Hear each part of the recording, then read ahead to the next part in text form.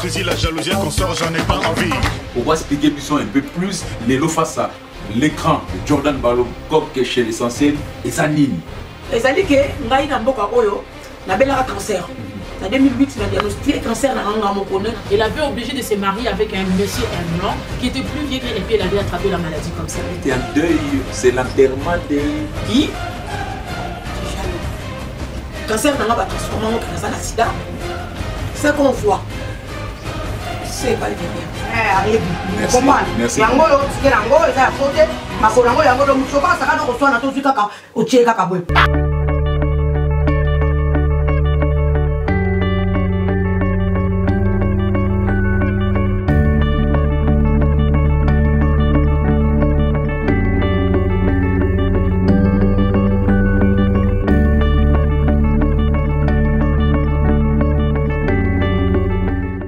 Mesdames et messieurs, bienvenue chez l'essentiel. Ah, grand prêtre Colo. Chez l'essentiel, on est dans les bons, vraiment dans les bons. Aujourd'hui, j'ai un grand plaisir. Aujourd'hui, vraiment un grand plaisir avec Jordan Balokok, le haut sommet des images. Et Talagaka jusqu'à Locarno. Na mboka ya yemoko Nadine Fo, je suis Irlande, Maman Bonheur a confirmé yango, sans oublier Sylvie Kunchel, la Camerounaise valable à Kiasso. Et on est dans les bons, vraiment dans les bons. Restez connectés. Aujourd'hui c'est chaud. On va parler des sujets qui nous touchent tous, toute la communauté africaine. Tokolo Belanini. Pour nanini, na communauté na biso, tolinganité. Pourquoi on s'aime pas dans notre communauté? Pourquoi tant de jalousie entre nous, les Africains? La réussite de l'autre gêne certains. On ne se soutient pas, mais on cherche toujours la destruction de l'autre. Pourquoi? Les réseaux sociaux, quel rôle ils jouent dans tout ça? Basi, Namibali, Banani Bazoko Baby sa Facebook, Internet, réseaux sociaux. Oizana Mokaka émission numéro 1, épisode 1. Épisode 2 et vous allez à émission Oyo. Nagoya Mbappé va inviter Moussoussou, d'autres invités. Donc restez connectés. Nadine Ifoji, Switzerland, Maman Bonheur. Sylvie Kunchel, la Camerounaise valable. On est dans les bons. Merci. Nazo pour remercier soutien makasi Yayemoko Motopamba ya Mokili. Talaka yazani Motopamba na Mokili. Bongo virement ya fin du mois oyoyo. Nabi que Rosette Choco frappante aza témoin Nayemoko mama Isa awa baza témoin Motopamba ya Mokili. J'ai confiance. On est dans les bons. Alors, avant de commencer cette émission, je tiens à saluer mes invités.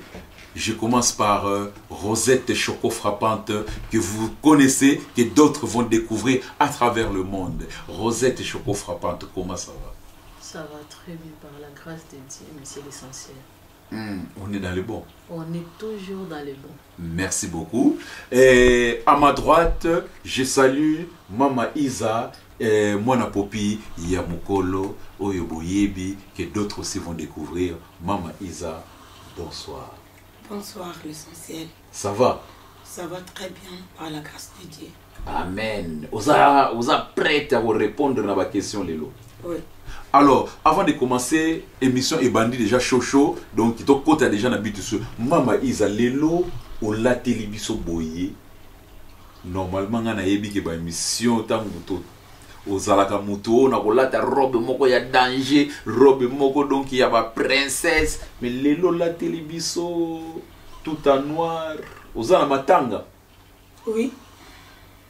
Je suis en deuil. Oh. Deuil. Oui. Qui est décédé? Aujourd'hui, c'est l'enterrement des jaloux. Jordan Balokok, le haut sommet des images. Est-ce que tu entends ce que moi j'entends? Maman Isa, aujourd'hui tu es en deuil. C'est l'enterrement de qui? Des jaloux. L'enterrement des jaloux. Oui. Donc tous les jaloux sont enterrés aujourd'hui. Ils vont être enterrés aujourd'hui. À la fin de l'émission, c'est là où ils vont être enterrés. Parce que maintenant, ils sont encore vivants. Oh. Donc à la fin de l'émission, les jaloux seront enterrés. Oui. Merci, vraiment, c'est chaud et chaud. On est dans les bobos comprendre. Hein? Maman Isa, alors je m'adresse à toi, première question. Maman Isa, d'après toi, pour nini na communauté na biso, tolinganité, pour nini qui monte mama B, ou jusqu'au répondre sur la question.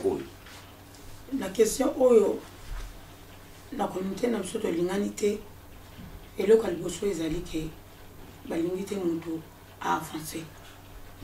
Jalousie, hypocrisie, diffamation, et on a ça la communauté na biso ba mitema mabe. Osoki mutu azwi eza esengo na bango te. Soki mutu azwi eza esengo na bango te. Soki mutu aza na malheur eza bonheur na bango. Donc eloko ezoboma na communauté na biso ezali jalousie. Mutu soki aza na pasi bazwi sujet. Soki mutu azoko avancer bazwi sujet mais na ndenge ya kodétruire mu na nsima mokongo. Donc yango lelo enterrement na bango yango moni na voilé. Pourtant bakende kundaka mibali ba mari de nuit balaka na noir na monde à ténèbres. Lelo comme ba enterré ba ok na monde à ténèbres yango lati bango noir.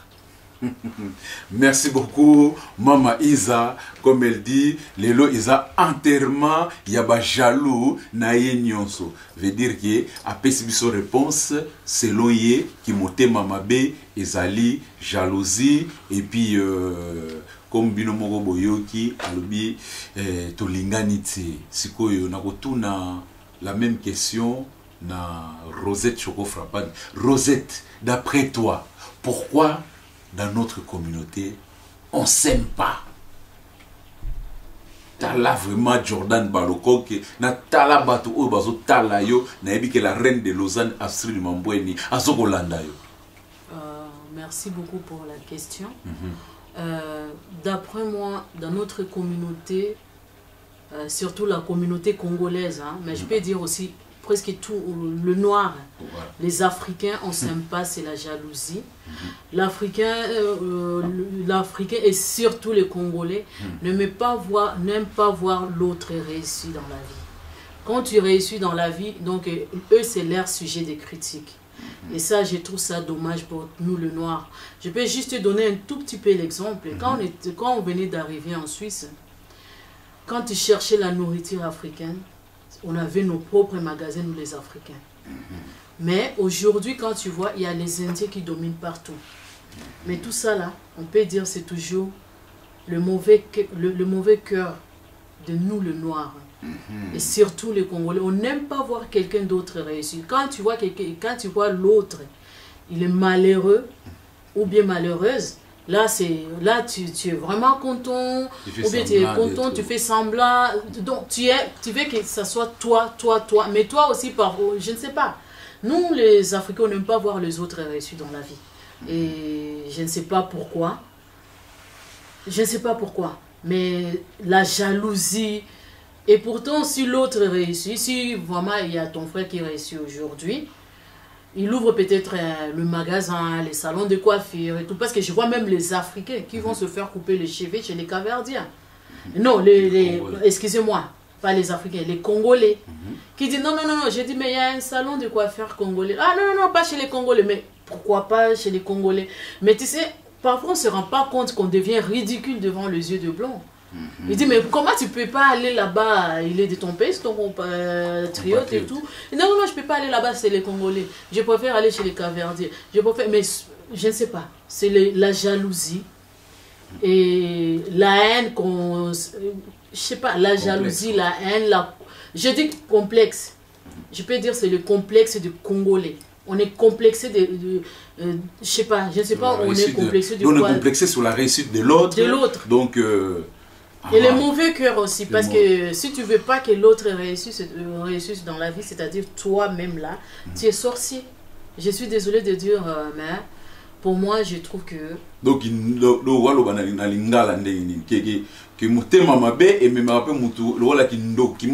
mais ceux qui osent séparer, c'est moi, mon inga, c'est-à-dire aux antiors. Ceux qui osent séparer, réussite, il y a mon inga. Ça veut dire aux andoki, aux antiors. Ceux qui moninga nayo à réussir dans la vie, il faut se réjouir nango. C'est nous le premier à chanter dans le mariage. Moninga zui c'est pas seulement dans le mariage, même dans la vie quotidienne, dans la vie normale. Moninga zui c'est là, azui magasin c'est là, azui ni c'est là parce n'a habité communauté congolaise et c'est les seules communautés ceux qui ok même dans le mariage bah invité au mariage au moment où tu t'assois on te vit dans le mariage au moment où tu t'assois tu commences à critiquer oh la décoration là qu'est-ce que tu as à foutre de la décoration? La personne nous a invités au mariage, on va au mariage au don, c'est tout le monde a à manger chez lui. Oh on a mal préparé.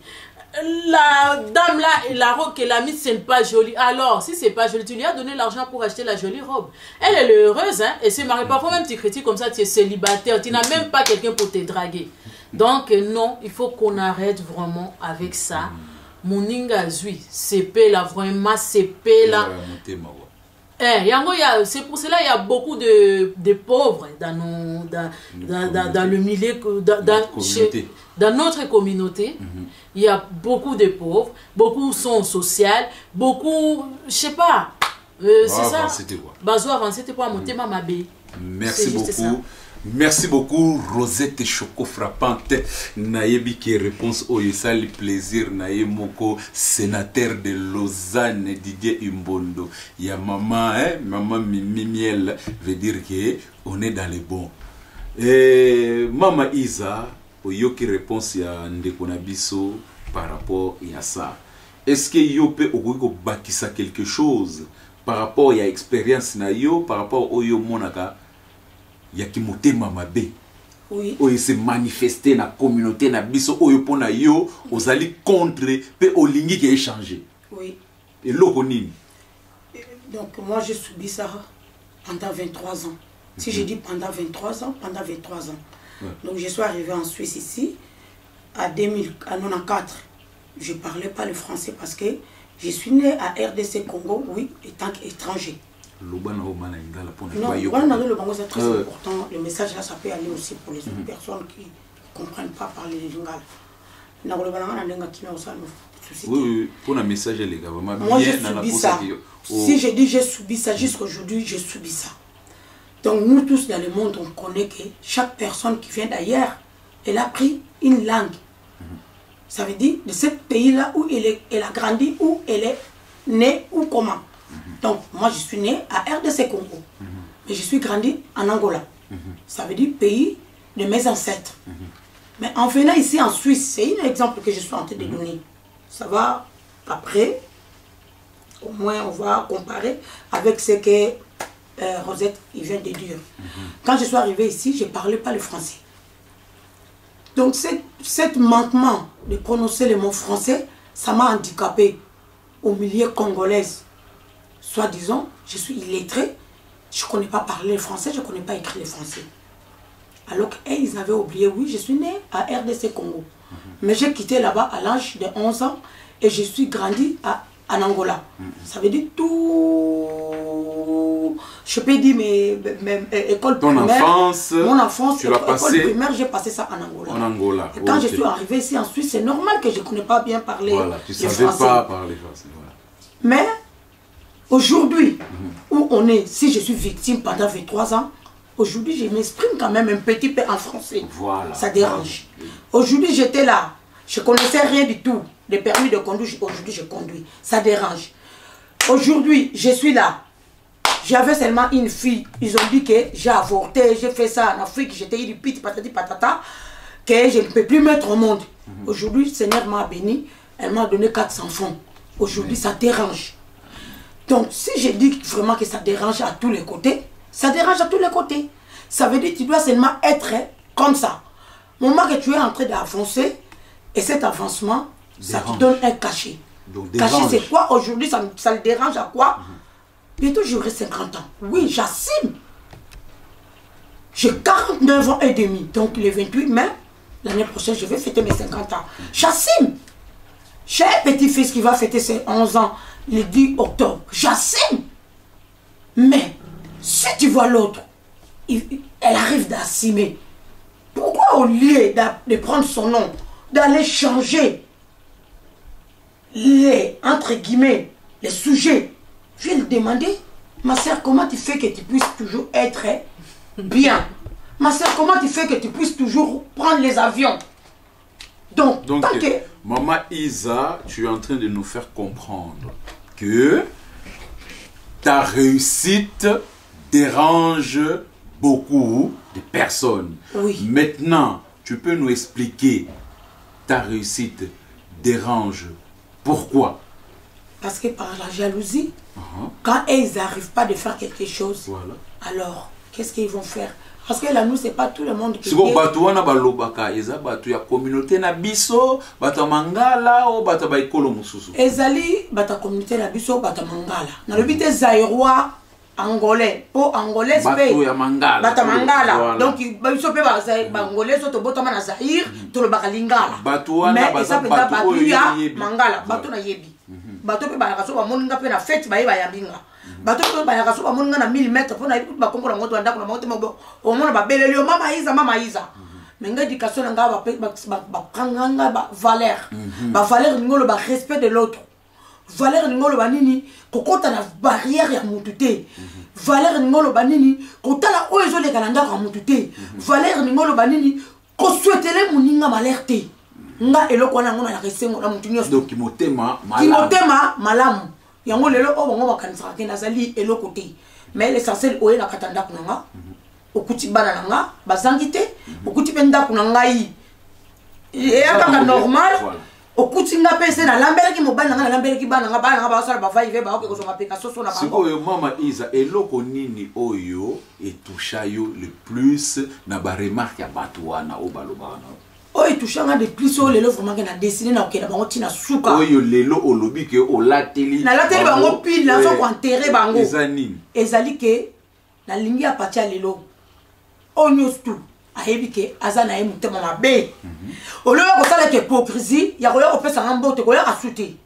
Oloyo ko sala ke hypocrisie ya ko benga nga kombo nga ko benga ngo sute. Oloyo ko sala hypocrisie ya ko fixer ngai place na o sala fête na ngai bo fixer ngate.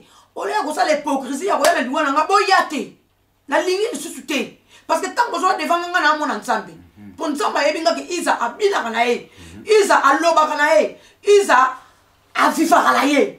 Mais bino wana o tsiko bo vivre te jalousie na bino boya kolata ngo pala nga na zo kwa français ya na ko kufa ngai pauvre mais na ko tika pala na ngai pamba te bon ngai tango do bo la le nga kombo nga na zo kine liboso na liboso ngo peso boni be preuve pe na ko kolakisa bino mais ndé ba lo ba ke nzamba matsayo ke mukile matsayo nga ba matsala bino nga te mais na mi matsaka nga boko na nzabe nga.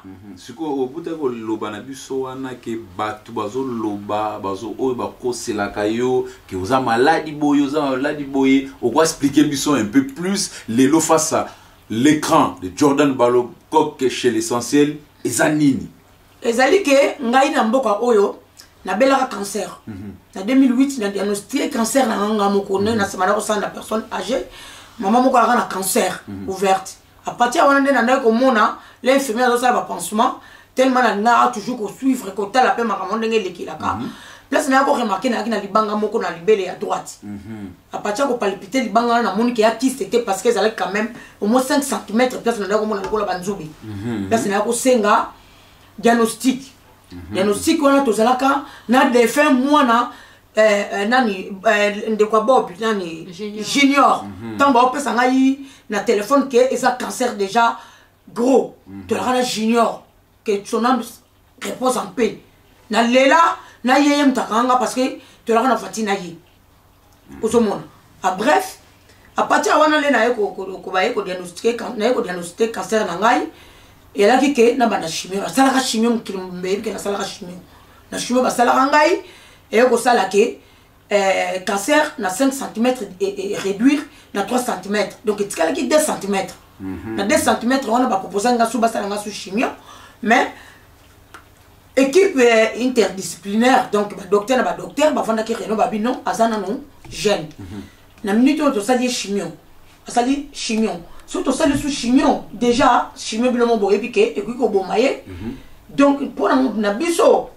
to monde que ton nettoyer to kata libele le to kata libele et au sala ke partout na to ba kolongola bo esize ngai et ça vie privée na nga mais to ça tu na choix de pour la sabino ke mutema mabe ya communauté la biso jusqu'à quel point o ba ko kumba mutu mais au moni témoignage oyo et on faut fier ba te belé o ba na kananga o ba so subir o nga na subir mais to ke na bango na suka on to d'accord nanga bo landa événement si place to ke ko suksi la bango de près ou de loin donc sikoyo kana yo wana donc ndingo lobiki ezalaki opération o ba salaki yo par rapport à ça donc maladie wana bango ba transformer on a maladie mususu maladie wana bango ba ko transformer on a nini ke ezali cancer te ezali sida toute façon sida la maladie de place no suka ki bimeli ya wana eraka sida pendant 8 ans donc en 2008 on a diagnostiqué cancer nanga na aussi sa traitement en 2011 jusqu'à aujourd'hui na tamoxifen o ayebi à likawana o asala radio te ba ya soit to sali radio soit to na comprimé moko ya likita biso basi ba boma biso ba hormone OK ba hormone ya cancer et développer le sucité na comprimé moko na melaka kombo na tamoxifen ba ko betela ba site internet ba ko yeba tamoxifen ça veut dire quoi donc opération ngai le basala ngai bangola ngai libele na libele moko pendant une année on a libele moko na on a ta soutien la protège ba docteur batal ba bien ça chaîne psychologiquement et ça la bien dit par exemple docteur a opéré ngai ça la reconstruction ma mère nanga utaka France ngai le on a loba et là on a loba vie privée nanga na justifier na montuté na on na montuté pour nzamba lobi ya ebio docteur no ya ebio ba proche no ba ebio mais ce que l'on a vu tant haut ya ko dévoiler malheur on a ngakolo benonte parce que na on a otika bana nga miki bana nga ba miki oya suka kana 3 ans oya bisato ala kana 5 ans oya mine azalaka na 8 ans oya mukolo ala kana 16 ans donc les lona olo ba iloko na plaisir te na olo ba on peut pour dévoiler na pesa bango valeur na on pesa bango valeur te mais na ngina longola ba on des valeurs pour pas comprendre na mukili ke nsambe ndenga sala mutu na mutu c'est pas tout le monde doit aller que tu fa malade moko nzamba sala mutu na mutu ana programme na jour na e nzamba sala mutu na mutu o azali ke jour wana tango za été quel que soit comment et ko simba la ngote ngana e preuve vivante bat bayebi donc en bref cancer na nga ba transformer ngo ke na sana sida so batu oyo mama Isa ba wana ko tambula na kombo na yo o baluba kombo c'est aussi des batu oyo yo yebi au mona ka bango ba pesa ko mbote ba pesa nga mbote ba bina nga ba mela nga ba sexa nga ba benga nga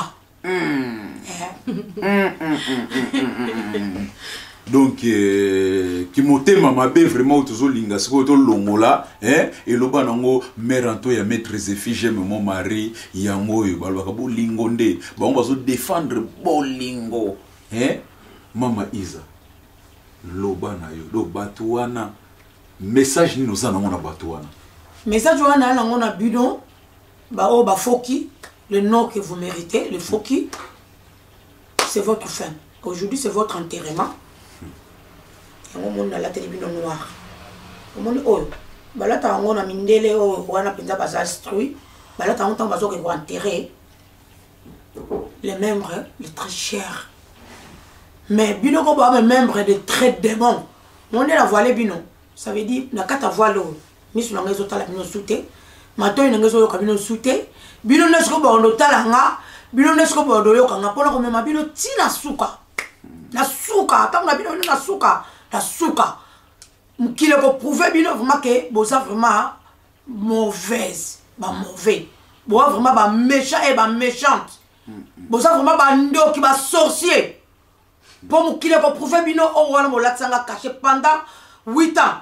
Caché wana zana ngona tima Congo. Mama Isa nakati ote oyebi bato mosusu pe oyo bazana kana yo lelo bazoko vivre injustice wana bato wana nayebi bango na ko citer bakombola bango te toyebani oto vivaka injustice wana bazali tozebele na ebele wana tozali nga message na nga na opesa comme nga na destiné na nga na okena ngo tina suka ya mokili même soki na ozwa ono tuna nango le plus cher na simbisa ngo pour na kwa oke kufuta ta docteur ya privé asala likambo wana na kosala na ngango po kana nga kombo na ngai Jean Thomas so na mona nga ba clou ya Jésus pa e ba clou nango te na tika na ngate na kotika na ngate na kotika na ngabino te na décider le bino et puis na décider le bino te pour na pesa bino avantage pour que on ne tout ba subir soro anga baza na courage ya kokoka ko memaka bino sikoyo na ba nomination parce que minute to ko nommer bino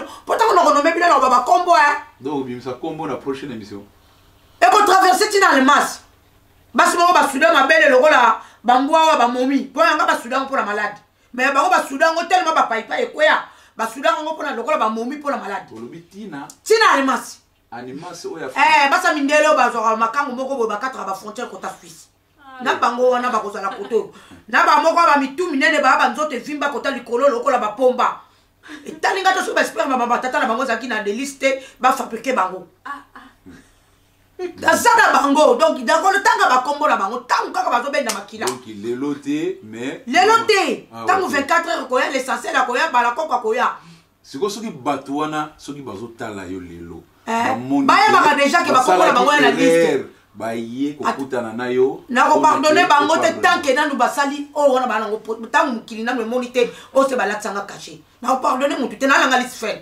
balatsanga kombo lisfel kombo ndumba kombo nyonso. Mais peut-être ngande na bomonanga on nzamba salelanga botala na l'essentiel.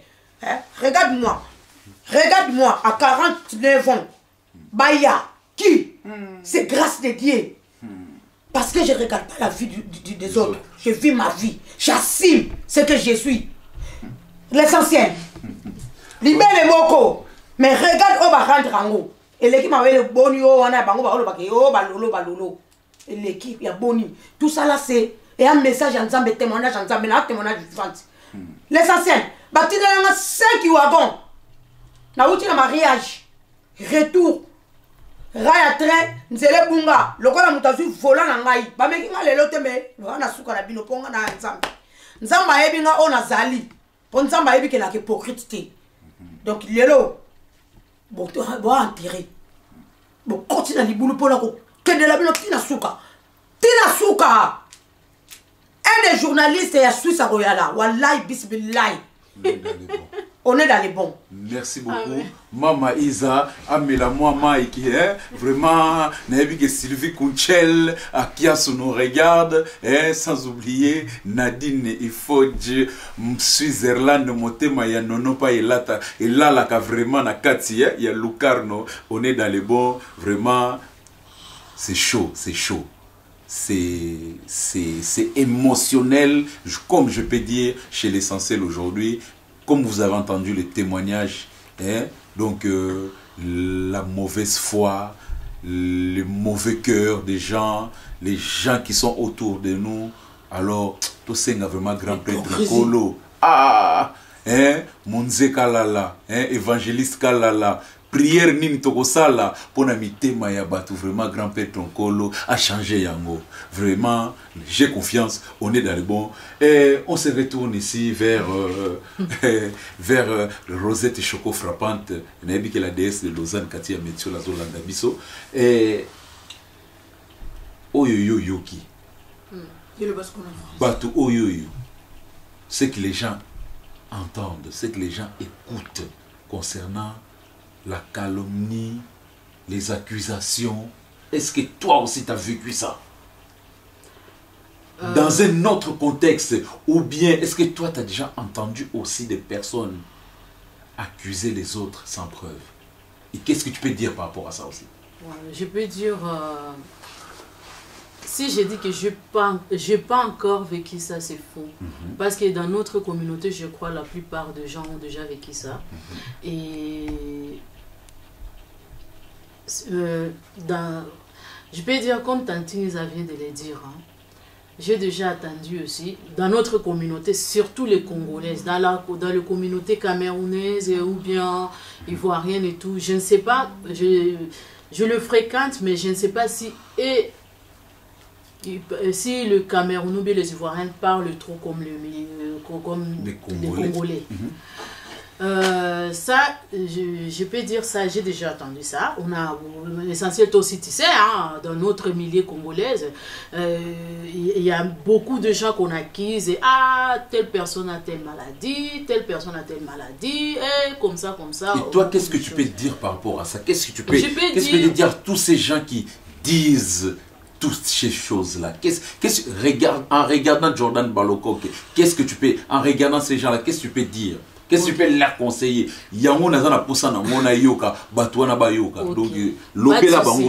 Aujourd'hui, je vais conseiller ces gens que ce n'est pas bien de faire ça.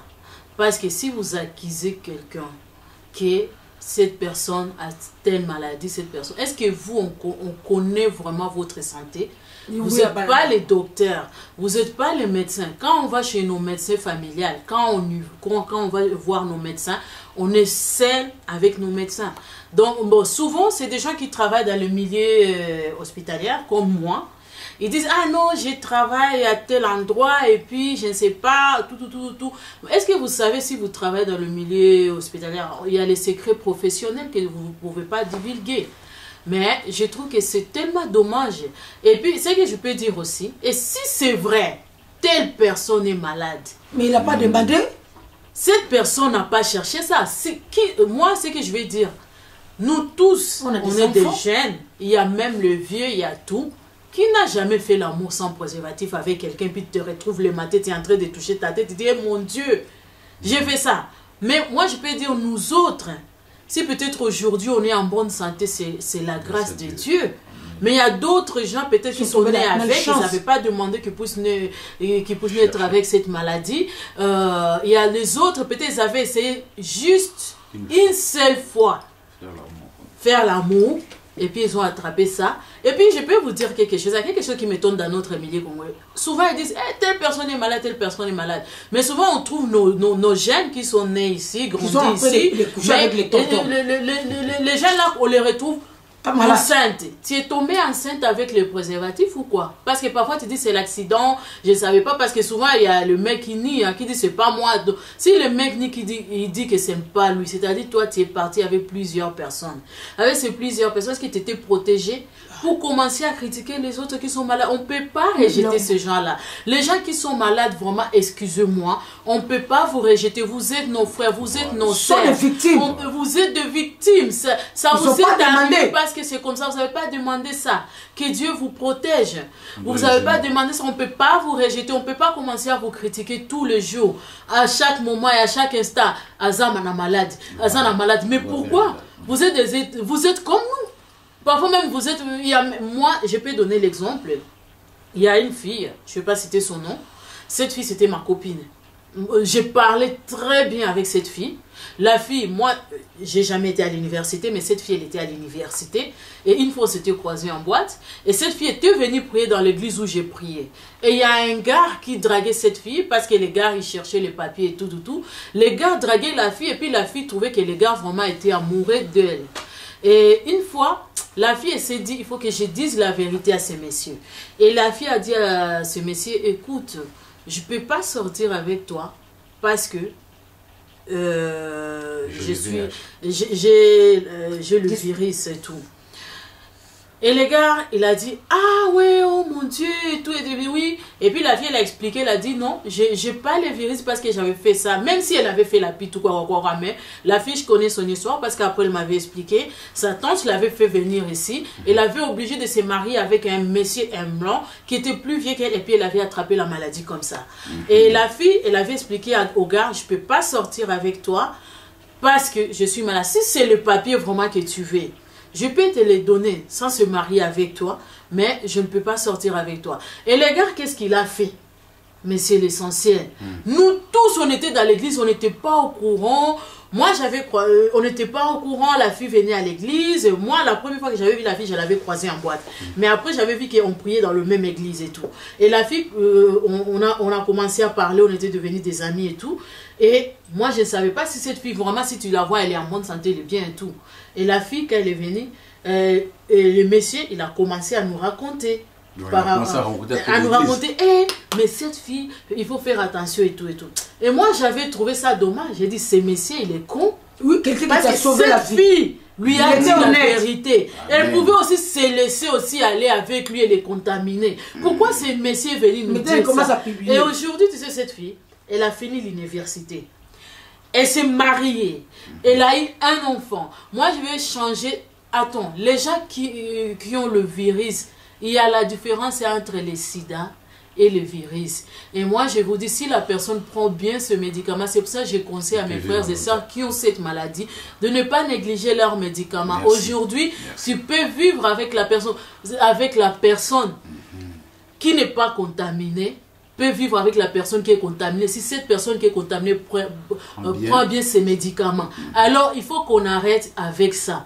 Vraiment, dans notre milieu, vous qui critiquez les autres, qu'ils ont ça, est-ce que vous avez déjà fait les examens pour nous montrer? Est-ce que vous êtes en bonne santé? Ou bien vous faites le mascarade pour vous cacher derrière la médisance? Je ne sais pas. Il faut arrêter avec ça. Aujourd'hui, cette fille n'est plus. Ne va plus à l'église. À un certain moment, elle avait détesté Dieu. Moi, je l'ai parlé. J'ai dit, ma soeur, pardon. Parce qu'elle n'était même pas congolaise, cette fille. Hein. Elle venait dans l'église. Elle n'était pas congolaise et tout. Mais moi, aujourd'hui, je parle avec la fille. Mais quand je vois la vie de cette fille et la vie de gens qui l'a critiquée et la vie de cette personne qui était venue draguer la fille. Elle a progressé des autres. Elle a progressé. Elle s'est mariée avec un blond. Elle a ses enfants métis. Elle est très bien. Elle vit bien sa vie, tu ne peux même pas savoir que cette fille elle est contaminée. Donc il faut qu'on arrête avec ça. Et la personne t'a montré un bon cœur et t'a parlé de sa vie privée. Au lieu de l'aider, de dire, écoute, Dieu peut tout, Dieu peut guérir cette personne. Je vais garder les secrets, mais je vais mettre mes genoux par terre. Je vais réfléchir mes genoux par terre. Je vais fléchir mes genoux par terre. Je vais commencer à prier pour cette personne pour qu'elle puisse guérir. Parce que moi, j'ai vu les gens qui ont été guéris de cette maladie. Alors, ce n'est pas la fin. Les cancers tuent plus que même les HIV. Aujourd'hui, on vit avec les gens qui ont ça. Ça fait longtemps qu'on nous dit qu'ils ont ça, ils ont ça. Alors, pourquoi continuer ça? Moi, je suis comme la fille de Maman Isa. C'est ma mère. Je sais, à chaque fois quand on la critique, on parle de ça, elle pleure dans mes bras. Elle me dit, ma fille, toi, on t'a jamais critiqué comme ça. Moi, je sais que tu n'es pas malade parce que moi, je suis tout le temps avec toi. Parfois, même, je viens, je dors chez toi. Donc, tu es ma mère, je sais. Il faut t'en foutre. Elle dit, ma fille, je ne peux pas m'en foutre parce que c'est la réputation de la personne. J'ai dit, oui, je comprends. Mes frères et sœurs, il faut qu'on arrête. Voilà, il faut qu'on arrête pour avancer. Les sida, là, il faut changer la musique. Parce que la musique de sida, là, c'est fini. Commencez à critiquer les gens qui ont le cancer. Est-ce que toi, tu as signé le contrat avec Dieu pour que tu ne puisses pas tomber malade un jour dans ta vie? Ah, tous les gens qu'on a enterrés là-bas à Montois, ce n'est pas les sida. Merci Choco Frappante. Donc Toyoki vraiment par rapport à ce sujet Oyoyo Binomokobo Yoki et nabi que tanabiso izo kende tozo kende na suka ya émission nde na lobaki bien ezali épisode numéro 1 toko yamba batu mususu na épisode numéro 2 concernant situation ya communauté na biso. Donc il est temps to banda ko lobela communauté na biso. Avancement ya communauté na biso. Lelo to lobeli ki motema mabe. Lobi pe to lobape ki motema malamu. Parce que na kanisi la communauté na biso bato malamu pe bazali. Na yebi que la baronne de Genève moto malamu. Na yebi que merci ko la première dame de Lausanne motema venanga de Kobago Belisha moto malamu.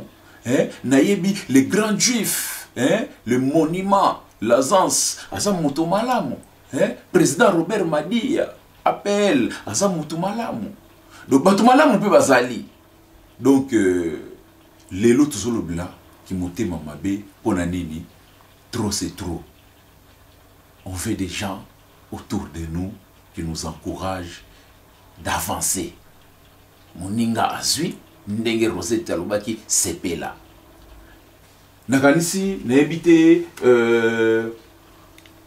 moi na popia mukolo pona ko clôturer kaka sujet oyo eloko nino ko bakisa en bref concernant bato oyo bazali na ba agissement wana ya kimotema mabe ngai lo na ngo bakisa na bato o wana bana motema mabe envers bamininga o ba o cha bato ba cacher oyo yali kutuke bango bayebi sima na bango te na liboso na bango te parce que mutu ayebi avenir a mutu ayate quel que soit comment tozomona ba AVC awa mama na nga na aéroport akoya kufi siko na 67 apeso akufi na sida mama o nga moka botinga azokokisa inane awa le 24 septembre okuteza mwana ngate le mois o bonsi bozomona nga tina zuli no décision eza mwana ngate mama na nga kufi na kati aéroport mukilumba boyebi balie na mutu te mama na nga na obela hypertension mama na nga ba ko bela hypertension pour la nipoka na ba souci ya bata mukili loko ya bila mtema mabe vis-à-vis ya bana na ye surtout ngai oyo na parti pa oyo yali ke mama cœur na ye comme faible batu misusu batala mama na ngai peza ba zolia na ye mesa moko bazo bana bongisa cercueil kalate na zoke na cercueil thérapie comme na suka donc ngai eloko na koloba trop c'est trop ba plainte wana basala ka bango ndenge ba mesana na ba poursuite ba saisi ba ebi na mongo da banzela na ndenge zalela ngo ba police ba ko songa ba ndako ba bomo na saba mbeto ba ka bango sous la somme police te somme tribunal te na tribunal na ngaka o ezali makila kotoyo ngana zui yo zui anga ale toke ko soko ba réponse donc ndenge ezali wana na so sala ngo bino te pona pesa bino plaisir mais là ça ngo bino po bo samba pa boye ba ke ono tu bolo ba ka pona nga ono tu bolo ba pona ba misusu ba koyeba bino na bino ke bo ba nde ba demo o yalike ya vis-à-vis ya mutema mabe ya roboma makutu te pota mutu apesi mukongo solo papa mutu munatsima mukonga mutu na ke mutu na asana boye alors que mutu na le ko wana te et ça de zo boma elle est vivante mais ndale okala ko ba l'essentiel on nga pa na ça na c'est première fois ko tana kata ndako na na za mwasi alibala tauna ke na feti po ezo boma na kata mboko lusu ba bakisa tout cachona bien et sali et là teni nga nzora Marie Madeleine abotaka Jésus ozo comprendre alors comment ça menisier ouais d'accord alors comment ça menisier donc aye ko bota nani o ba bengaka Moïse donc o a libéra mukili ngape ona awa na témoignage nzabi o histoire na de vrai mindele banani o pe ko yeba ngosu ya vrai po témoignage na sana on a pétété na dévoiler vie na nga o le lo ke tangu na kota na miroir na zo mitala parce que cicatrice etikala na kola sa liberté po baleki langa bayali banan bayali na ko be ko démonter on peut bomona pa yo nga na wuti place on a vivaka bo ebi ndenge na vivaka te bo eba douleur na ngate miracle nzambe asalinga grâce na laki kufa lobi atombolinga na cancer atombolinga ya big singa accident train na bana na ngai moi na ngali boso Laura tendance glory abutatika laka nda chemimana Ibrahim mais nzambe la mona reconnaissance na nga na bana après 15 ans nga mabota na pesi oyo wana ya mibale gloire à Dieu yami ça tout comme na chemima yami de comme na Ibrahim nazali chrétien pratiquante on a sala na kezali poso et ya molimo te nazali mwana nzambe on a yebi Yesu nanga même na wuti kwapi tant na la beta beaucoup mabolo on a assez puis bo yebi on bien na kata mboko ça fait 23 ans j'ai nage à Lausanne je suis pas hypocrite donc nzamba lingi be hypocrite te ya moni nzamba zo sala nanga pona za l'exemplaire abima nanga et la masque on a dit ko kwei un peu o ba critica yo ba chrétien kutu ba ngona penzao ba panies au moins ma pute kita mais ba grand pute na ba ta ba soufet mate système kaka simanda ko chou à la vue kaka li puta ngwa pagu sur le sous allez biso ba comment obimisa so ba masque nana ko tombola le mot s'appelle l'essentiel on est dans les bons allo ba ke isa a botala mobile no be a la mo na mobile libala la kata mboko na vana ngo 3 ans ça fait 3 ans mon côté a ko tombola mo s'appelle a mobile na lo banike isa la simana e po mala simana to sala le kama système mayo de be na kala tatouage ba soki ba mbala ngo ba ebi nzoto na pa mibala na botala bango ba ko tombola misapi mais nous on a jalousie pour ba mona bana ba 25 ans ba 30 ans 35 ans balinga ka mama izame bo tunanga zana ebisa bango ele ona salaka bo permettre nga 2 minutes Merci. Jordan Baloko qui est toujours dans le bon, comme on dit. Voilà. Donc, Binomoko Boyoki, donc les lots, et émission Show, et nango émission toujours le blague à la vérité, tout l'ingé qui monte Mama Lamu, Ezala, Mama Isa, Anya Laksabiso, et l'eau konini à Salaka pona à garder. Taïna ye oyoyo lelo oyo pe batu bazo lobela na mokili balobi aza motema malamu lokola ye moko Nadine Ifoji Switzerland moninga motema ya Nono Manuela nono eza koyinda awa deux fois c'est donc veut dire que Merlin de l'original na kacha Lucerne uzoyoka makambo yango mama eloko nini secret na yo eza nini o batongela on est dans les bons. On est dans les bons. Donc l'enterrement des sorciers, l'enterrement des jaloux. Aujourd'hui vous êtes enterrés. Donc dans la tribune pile, pour enterrer binoko, Bobby m'en a quoi ça. Donc bon la minute m'a bien dans l'essentiel. Oh yebi ngana kata mboko ta unayaka. Ba yebi na ba sentir na ngati le la dior ayaka taille 34. 36. L'outil le loyo. Na pesé 45 kilos pendant 30 ans. Les lots na 58, 59. Donc nous savons secret. Na opesa bino secret. Moi si nyoso ba bengi moi si. Un déjà première chose, moi si. Élimination so boyebi ngote na terme médical. Elimine koloba moi si maximum faut melaka 1 litre et demi à maille. 1 litre et demi de l'eau pour être en forme. Baloko. Ça veut dire pour éliminer l'ingolo banini. Tant que ko suba ozobi kobimisala ba graisse ozobimisala ba biloko ezali ke nzoto yango posati nzoto azwaka o ezali ba protéine o azali yango besoin on noto za salité tant ozoko éliminer ngote etikali yango sala kanini o mona nzoto ebali ko déformer ngai les sachet naka maigre na biso maigre mais na bana ko Brésil parce que ba oyo was expliquer biso ya docteur tu na milito to comme ce côté ya doctorat ngala mela ba périatin pour mon nabso na Afrique la kinini ke mutso kaza munene patron na munene yo na nde patron na nzoto mikie boy merci to il l'attend en bref na mutuna nzoto chaka ke moi ça munene nde moi si expliquer biso ngai so bon nga toujours na maintenir taille na yo tainanga peut-être yango zo chauffer ba pour to na lati kilote bomi mukili so na lati boyebe mukili na fingi mutute mais na nka ko ba po o ba critique kinga entre guillemets na bina ka ba batu ya nzoto na comprendre côté wana o ayebi yango bo place azali ayebi na fingi mutute bo limbisa ngai nzambe ndenga pesio donc zo s'adresser na batu o ba lobaka o ba lobaka na ngana lobi na batu teke na loba non ponga mo pe na mama na ngai asaki mutu ya munene quand tu na ngana landia sa mutu munene donc nzamba pesi morphologie na mutu nyostu na ndenge ya nzoto na ye mais ngai so bo mona ngana so na njana ngaki mbanga mboloko nzeta ya lipela mukewe yango yo ça veut dire l'essentiel so na moni biko na consommer alcool bien na duie ba biloko graisse ba bateka ba nini na sala nini élimination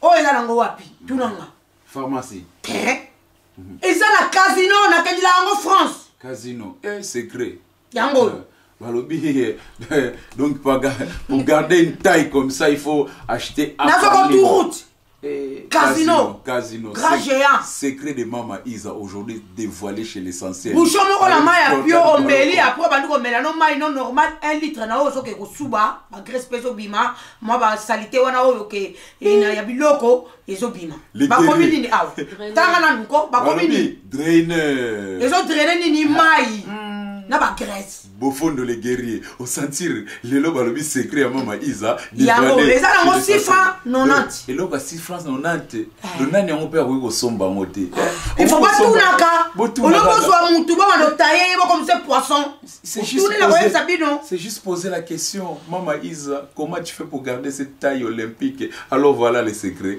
on est dans le bon na oui j'aime mon mari à maître Zéphie mère Anto maître Zéphie bozolanda lelo za show na show on est dans le bon. Deuxième partie. Tout le nini. Nini. Autant yango bien. Balobi awawa rondeur. Nini. Abdominal. Pour avoir les abdos. Ah Mama Isa. So mi ko na lié ba graisse belé. Na moni que moi estomac na ngai na ko mo na ngo lourd. Na sali na fi bouchon oyo. na tiens na verre à maï na meli na juste 1 litre à maï na meli ba grâce je sois na mela que sali nini et que na masuba. On est dans les bons. Merci beaucoup. Comme vous voyez, troisième. Archichaud. Oh ba benga nini Mincer. Soki na moni mikolo na moni lokola mo ba parti mo ba komi ko zo mo ba nini na zu bouchon mo na sani l'essentiel na tiens na verre à maï na meli na juste 1 litre à maï na meli et ça nini éliminé. Élimination. Vraiment dans les bons. Naganisi Nana Betsu ma vraie chérie Oyoki ma solongo yango on est dans les bons. Donc Mama Isa pesi moi secret naïe. Merci beaucoup Mama Isa. Comme vous na 7 euros té. Naïbike juste avec moins de 7 euros aux taille olympique. On est dans les bons. Towe la tane naïbike to sala no émission mususu par rapport à cela. Merci. Pour clôturer tester des achevés filmés par les géants. Par les géants. Par les géants qui? Demande-moi. L'essentiel. On est dans les bons. Merci. Deuxième étape, Jordan Balokok au sommet des images en pointe. On vous tient à l'œil. Merci vraiment. Là, enterré. À l'enterrement. Vous entendez, pardon? Quand il est enterré, je dois enlever ça. Enterré. Ça y est en train d'aller dans les maisons de Caritas. Merci maman Isa. Oui, maman Isa a pu s'échanger pour que nous athées. Voilà, merci beaucoup, nous allons continuer. Alors, moi si à solo, Bakona Siota a 17 pour Balulayo, les Bissande Maloba, Dallas Shop.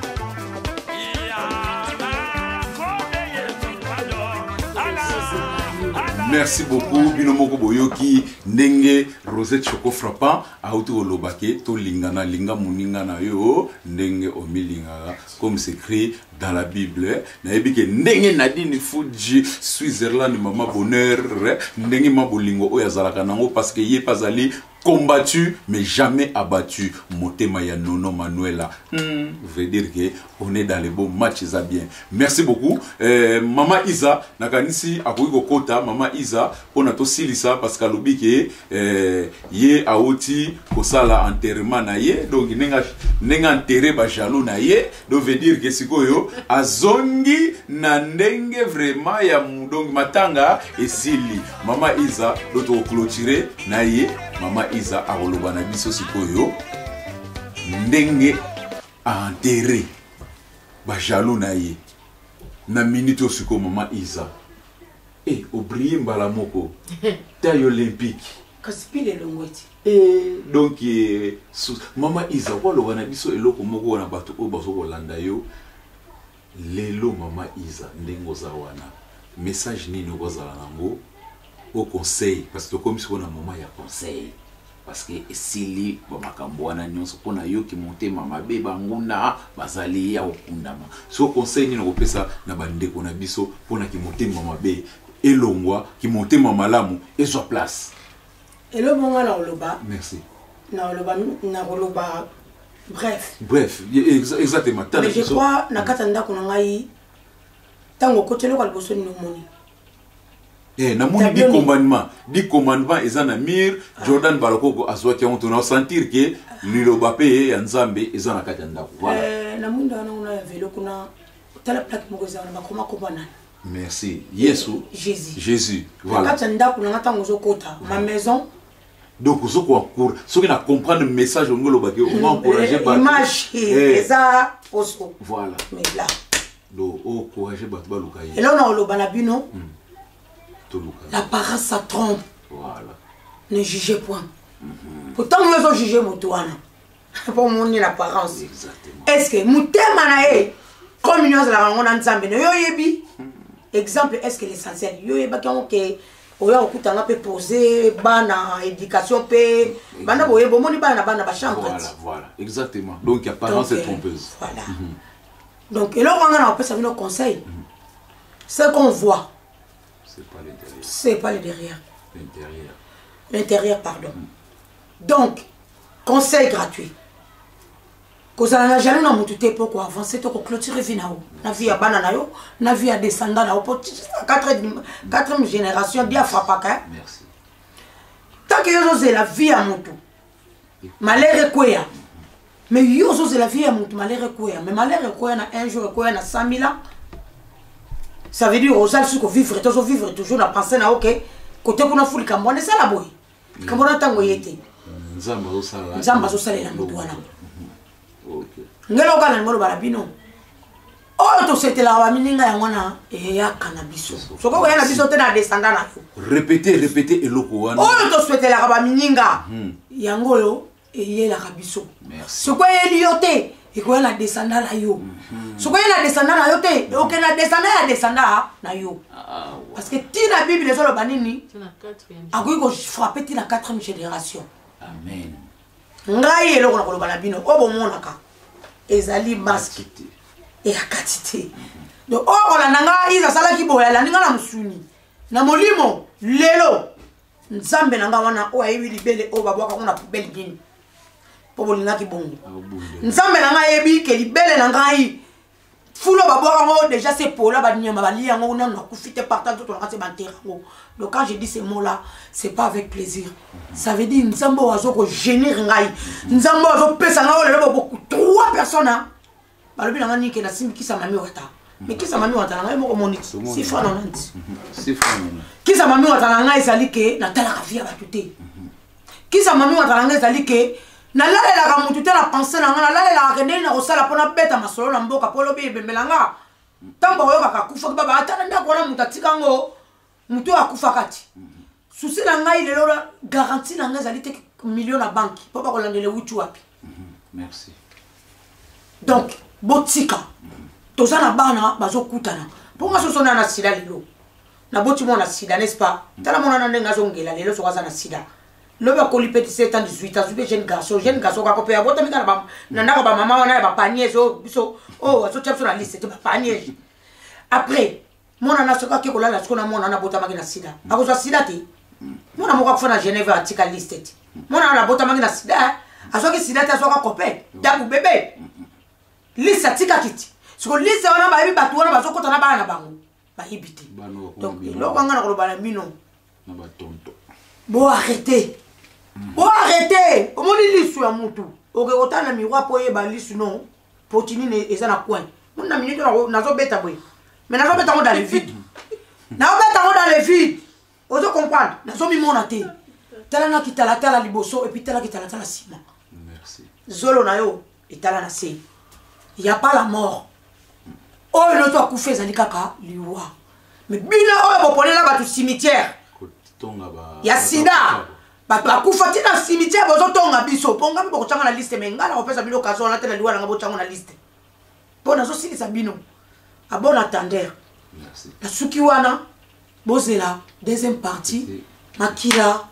Merci beaucoup Maman Isa, vraiment merci, on est dans les bons comme vous avez entendu, l'émission Ozaki chaud donc naebi que j'aime mon mari maître Zefia Meranto pas vous allez vous olanda biso donc beaucoup comprendre l'émission oyo veut dire que on est dans les bons match ça bien Maman Isa naebi que tana biso et commis vraiment muke nanga poser kaka dernière question on a utaki kotuna ndeko na biso Rosette, d'après toi réseaux sociaux internet Facebook banani mutu bazoko bebisa yango basi to mibali e ya mingi basi ya mingi basi ba biso pona nini omoni mwasi mususu tellement omoni ba mususu à l'essentiel ba priaka omoni photo na nso bengi yango te e yanga na mbili ya ben mbili ya ben la wuti kokota e ba betaki na ngolanga na kina na pe fa na vanda musika mais muta koti a flashé misu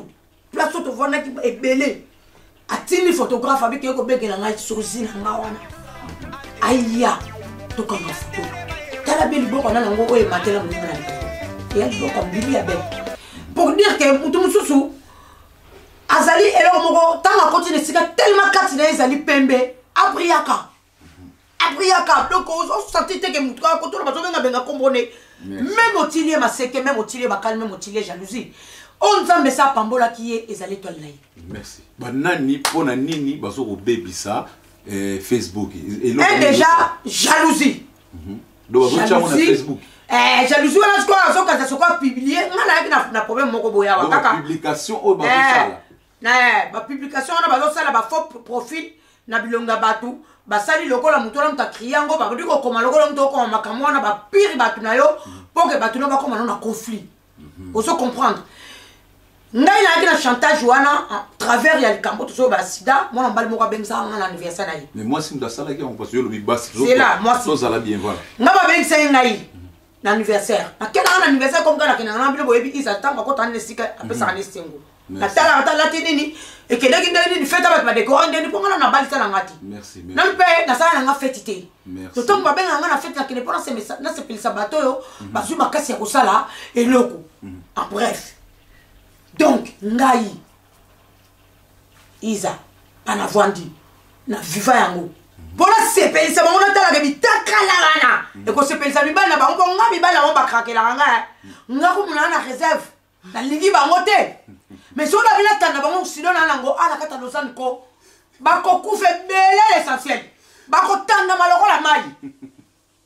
Mibali na bango asutu ke la nga mi sutu balela nga ba conscient.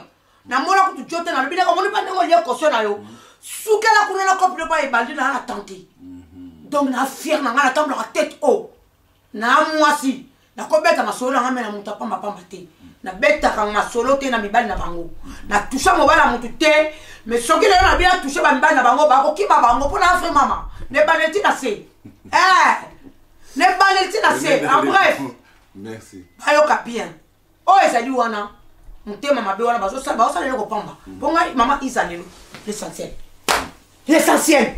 artichaut o basala ona ni o basala ona pai pai o basala ona ni barakoko o basala ona ni tala apricot merci lelo na telembo epenza na l'équipe ya pas Jomo Kobo l'essentiel Joana atali pena mama Isa taya gap on est dans le chino pe na simape esivanda akokoya te oh ngam na boya ka bango ba bakanga minoko la bango pa bazali ona osukisa bango na sidate na sidate mais sida na parole te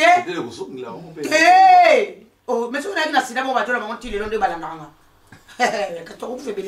merci beaucoup on est dans le bon on est là vraiment l'émission a été chaud boyo bon arrêtez bon bazoba donc tuna toujours clôturer émission na biso tuna ba we biso ba relaxo Mama Isa pour clôturer l'émission dernièrement mbote na yo opesa bana mbote na opesa na ba oyo bazali na solo na ngai donc oyo bali batu nga merci lokola mama Kepa di Weston mwana nga pe Vicky Cartel mwana nga Laura Tandas mwana nga Isha Morgan merci ndeko na ngai oya awa Astrid Mambweni oh aza lokola nga donc il vit sa vie exact il regarde pas les autres la reine de Lausanne bisous à trop moi na nga soko frappe pas tout moyen na lobano ezate parce que yo za mon bébé à moi ici merci et puis na opesa yo papa Bida Bass ba bisous à trop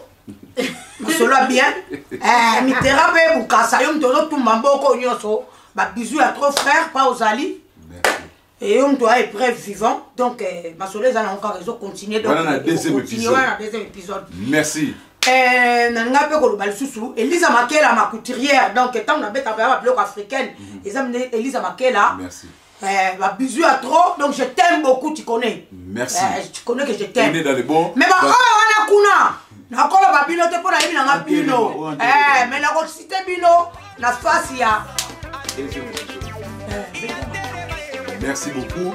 Bien au sentir que Mama Isa, vraiment c'était un grand plaisir de recevoir chez l'essentiel émission Choco frappante. N'a pas sur à 2 personnes, au saluer, dédicace juste à 2 personnes, sans plus. Merci beaucoup, on est dans le beau.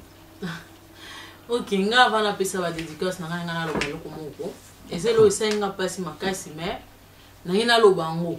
Je crois que j'ai été trop gentil avec les gens, mais là vraiment c'est la fin. Si tu sais que là où tu es tu n'aimes pas Rosette, tu détestes Rosette, sache que je ne t'aime pas aussi, je te déteste aussi. Donc si tu me... Comme moi je ne te connais pas, si toi tu me vois en route, fais pas l'hypocrisie de me dire bonjour. Si tu me vois en route, passe. Moi si je te vois, je passe. Ok, je salue Fanny qui a beaucoup de mal à moi si à te on allait là trop fort, on a fait Simbo Tema Caro de Monaco. Merci beaucoup, Yemoko Ayoki déjà. Vraiment, c'est un grand plaisir de vous recevoir chez l'Essentiel aujourd'hui. Bon, Monique émission, ils ont chaud, bon comprendre, biso pétana biso, tout l'équipe yango, mais deuxième épisode, tout ça beaucoup plus. Essentiel. Vraiment. Trop essentiel. Merci. Merci. Voilà, tisingai trône. Mais heureusement, bon côté. Autant on a un trône, on a un trône. C'est là. Jordan. C'est là. S'il te plaît, faut pas couper jamais. Maman, ils a dit qu'aujourd'hui, vraiment. Et là, ça va, ils ont fauté. Il y a fauté, donc.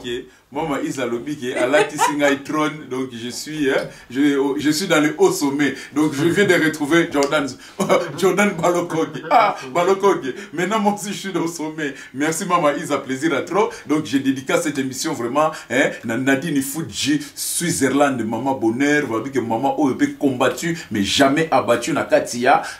Locarno, Motema Yaye Moko, Nono Manuela, vraiment prêtre, Nono Manuela, prêtre, à la prêtre. Merci à toi, la Camerounaise valable, Sylvie Kunchel, la Camerounaise valable, veut dire que on est dans les bons, Yemoko. Mère Lilia l'original Nakatia Lucerne. Merci mère vraiment pour notre soutien à yo mingi chez l'Essentiel, sans oublier j'aime mon mari mère Anto, il y a maître Zéphie parce que Balobi que Kunande vraiment salaire quoi. Veut dire que j'aime mon mari. Merci beaucoup. Merci beaucoup. Merci. Donc Jordan. Donc fourrir Benjamin. Merci. Merci. Merci. Yango ticket yango eza faute. Makolango yango do mutsoko asaka do ko na tozu kaka otieka ka boy. Azoki. Merci Maman Isa, ici Jet Set de Genève, Blanchard Sarkozy Timbale Bogard. Bomoni je suis couronné ici. Donc vraiment on est dans les bons. Choco frappante. Merci Nayo chez l'Essentiel. On est dans les bons. Vraiment dans les bons. Merci.